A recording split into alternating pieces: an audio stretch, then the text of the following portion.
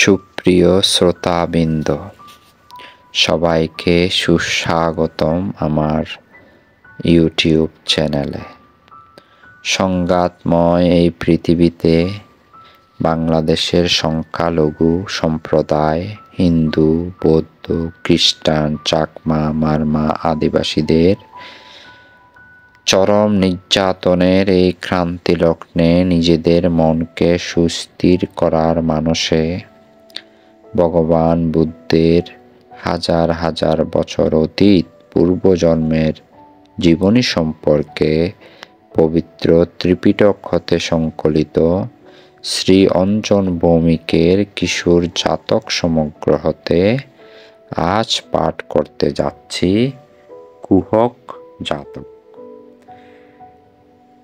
এক গ্রামে এক ধূর্ত সাধু থাকত।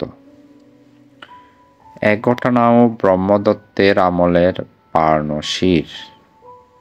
বারাণসী হচ্ছে ইন্ডিয়ার একটি স্থান যা এখন বেনারস নামে পরিচিত। ওই গ্রামের জমিদার সাধুর বরং দেখে ভুলে যায়। সে সাধুর জন্য একটি কুটির বানিয়ে দেয়, সাধু যাতে রোজ পেট ভরে ভালোমন্দ খেতে পারে। জমিদার তার পাকা ব্যবস্থা করে রেখেছিল। জমিদারের বাড়ি থেকে সাধুর জন্য রোজ খাবার দাবার পাঠানো হতো।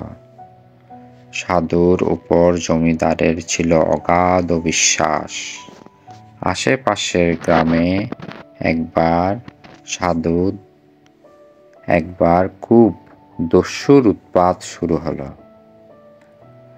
জমিদার তখন 100 সোনার মোহর এনে সাধুর কুটিরের মধ্যে গর্ত করে পুঁতে রাখল। সাধুকে বলল, প্রভু, আপনি একটু নজর রাখবেন। শুনে সাধু বলল, দেখো বাছা, আমরা তপস্বী, আমাদের এসব কথা বলতে হয় না। পরের জিনিস আমাদের কখনো লোভ হয় না। জমিদার সাধুর কথায় আরো ভরসা পেল। সাধুকে ভূয়সী প্রশংসা করে নিশ্চিন্ত মনে বাড়ি ফিরে গেল।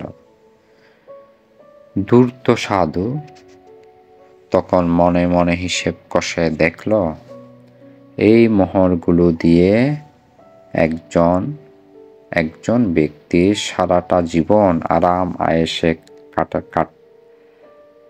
কাটাতে পারবে।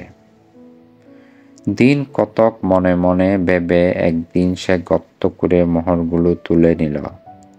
পরে রাস্তার ধারে এক জায়গায় আবার মোহরগুলো পুঁতে রাখল। কয়েকদিন চুপচাপ সেই কুঠিরেই থেকে গেল। কয়েকদিন পরে জমিদারের বাড়িতে গিয়ে খাওয়া দাওয়া সারল।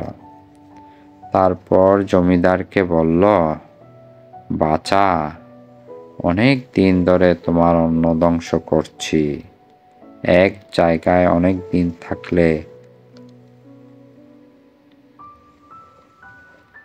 তপস্বীদের লোকজনের সঙ্গে মেলামেশা করতে হয়, অথচ তপস্বীদের পক্ষে তা করা ঠিক নয়। ঠিক করেছি এবার অন্য জায়গায় চলে যাব। জমিদার তাকে বহু অনুরোধ করল, কিন্তু সাধু তার সংকল্পে অটল থাকল। তখন জমিদার বলল, আপনি যদি একান্তই থাকতে না চান, তাহলে আর কি বা বলবো। বেশ, যেখানে যেতে চাইছেন যান। এই বলে জমিদার তাকে গ্রামের সীমানা পর্যন্ত এগিয়ে দিয়ে এলো। কিছু দূর যাওয়ার পর সাধু ভাবল, এই জমিদারটাকে একটু ঠকানো যাক। তখন সে জটার মধ্যে এক টুকরো খড় গুজে নিয়ে আবার জমিদারের কাছে ফিরে এলো।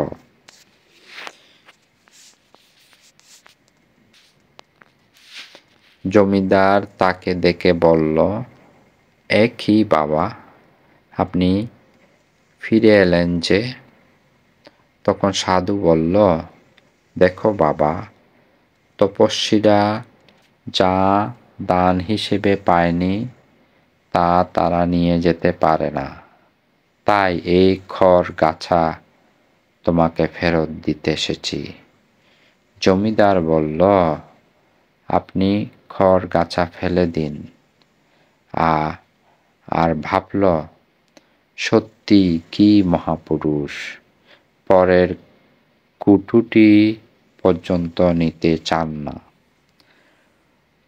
সাধুর গুণে মুগ্ধ হয়ে তাকে প্রণাম করল, ভক্তি গদগদ ভাবে বিদায় দিল। বোধিসত্ত্ব তখন বাণিজ্য করতে করতে ওই গ্রামে এসে উঠেছেন।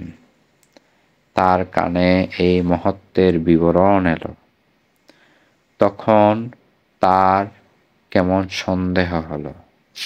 তিনি জমিদারের সঙ্গে দেখা করে জিজ্ঞেস করলেন, আচ্ছা মশাই, আপনি ওই সাধুর কাছে কখনো কিছু গচ্ছিত রেখেছিলেন কি? হ্যাঁ, তবে আমি ওর কাছে 100 সোনার মোহর রেখেছিলাম। তাহলে তাড়াতাড়ি গচ্ছিত ধন নিয়ে আসুন। জমিদার কুটিরে ছুটে গেল। শত খোঁড়াখুড়ি করেও সে একটিও মোহর পেল না। ফিরে এসে বোধিসত্ত্বকে বলল, না মশাই, পেলাম না।